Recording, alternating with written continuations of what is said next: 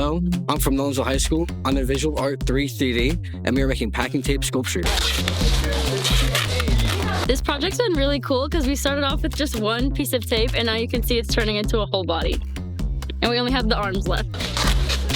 Ooh. That's my torso. We're gonna attach it to the legs. What I like about this project is that it's super hands-on. I get to put tape all around my friend and see his body come to form. Now we're taping it back together.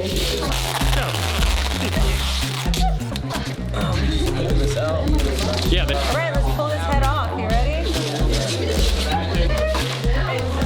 pretty good. The legs here. Oh, I'm gonna fall. Oh. Get out of there. As you can see, my friend Anna is saving me up, and then I'm going to become a sculptor.